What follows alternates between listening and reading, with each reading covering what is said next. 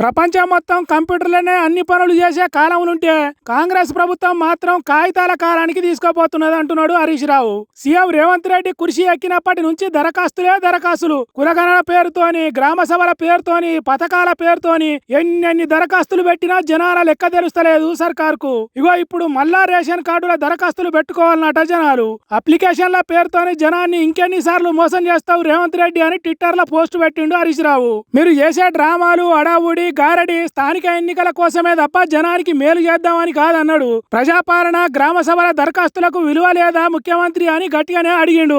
మేము అధికారంలో ఉన్నప్పుడు ఒక్క దరఖాస్తు లేకుండా, దస్త్రం లేకుండా పథకాలు జనానికి ఇచ్చినాం. మీరేమనంటే దరఖాస్తులు అంటున్నారు.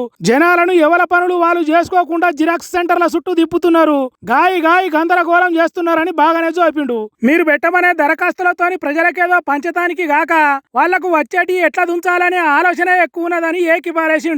14 నెలల పాలన, 3 దరఖాస్తులు, 6 ఆర్భాటాలు అన్నట్టున్నది. మాయమాటలు చెప్పి కాలం ఎల్లదిద్దాం అనుకుంటే నడవది. రేషన్ కార్డులు, ఇల్లులు, రైతు భరోసా, ఆత్మీయ భరోసా పథకాలను అమలు చేయండి, అంతేగాని దరఖాస్తుల పేరుతోని జనాన్ని దగా చేయకుండ్రి అన్నట్టు ట్విట్టర్ లో కాంగ్రెస్ సర్కారు మీద కన్నెర్ర చేసిండు హరీష్ రావు సారు. మరి ఇసొంటి ట్విట్టర్లకు కాంగ్రెస్ సర్కారు తీరు మారి మంచి పనులు చేస్తుందో లేకుంటే ఎప్పటి తిరిగిన దరఖాస్తులతోనే కాలం ఎల్లదీస్తుందో చూడాలి అని అంటున్నారు హరీష్ రావు ట్విట్టర్ చదివినోళ్ళు.